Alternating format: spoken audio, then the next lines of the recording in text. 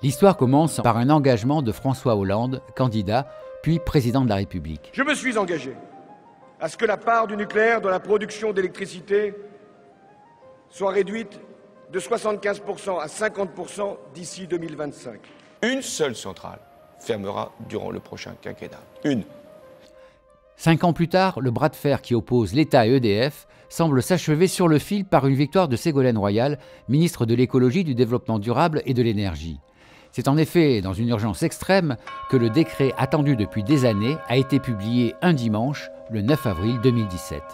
Ce décret porte sur l'abrogation de l'autorisation accordée à EDF en 1977 pour l'exploitation de la centrale nucléaire de Fessenheim. Ce faisant, le gouvernement semble honorer la promesse de François Hollande, réitérée plusieurs fois pendant son quinquennat. Sur Fessenheim, j'avais dit que cette centrale qui était la plus vieille devait être fermée à l'horizon de la fin du quinquennat. Ça reste vrai. Les procédures internes à l'entreprise sont engagées, ou le seront avant l'été, et le décret abrogeant l'autorisation d'exploiter sera pris cette année. La loi sur la transition énergétique de 2015 vient renforcer en apparence la nécessité de fermer une centrale nucléaire, Fessenheim, la plus ancienne, est la cible naturelle de cet engagement. Pourtant, en 2017, Fessenheim fonctionne toujours. Non, d'abord parce que la centrale est beaucoup trop jeune, elle fonctionne très bien.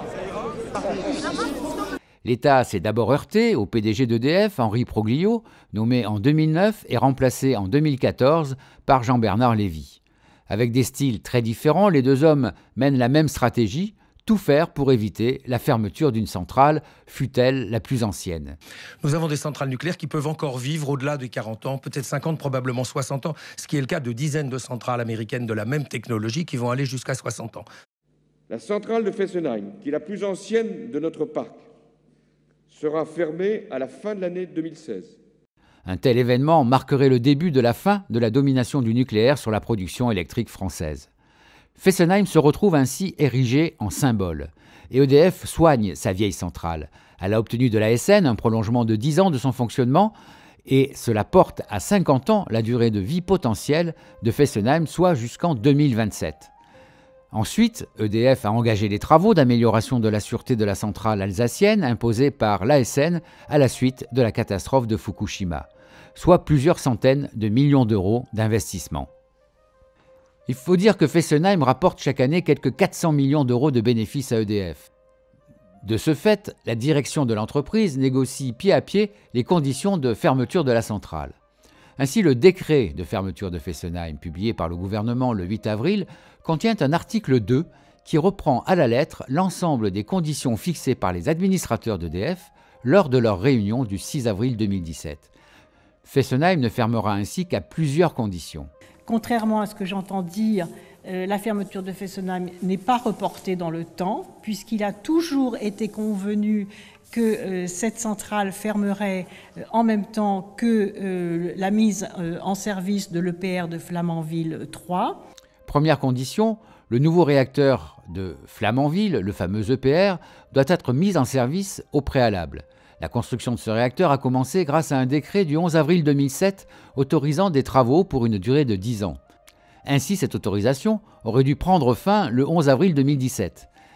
Mais un nouveau décret, publié le 23 mars 2017, porte ce délai à 13 ans au lieu de 10 ans.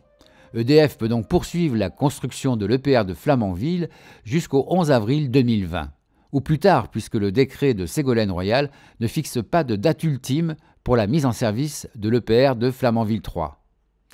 Deuxième condition, le réacteur numéro 2 de Paluel peut être remis en fonctionnement malgré sa mise à l'arrêt depuis mai 2015.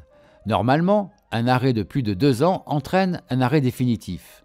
Le réacteur de 1300 MW a subi un accident le 31 mars 2016 pendant les travaux de sa 3e visite décennale.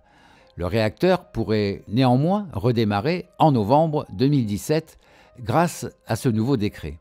Troisième condition, EDF reçoit une compensation financière pour le préjudice induit par l'arrêt de Fessenheim. L'entreprise est ainsi stabilisée puisqu'elle va pouvoir accéder aussi aux indemnisations que la Commission européenne a entérinées à hauteur de 450 millions d'euros.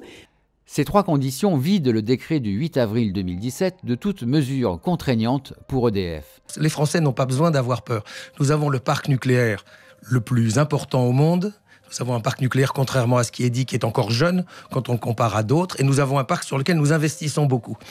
Le sort de Fessenheim reste en effet largement entre les mains de l'entreprise. C'est elle qui devra lancer la procédure de fermeture via une demande adressée à l'ASN. Ensuite, il faudra de 2 à 5 ans pour que la fermeture soit effective, soit entre 2022 et 2025. Le temps pour l'EPR de prendre encore du retard et pour EDF de prolonger le feuilleton jusqu'à la nouvelle élection présidentielle.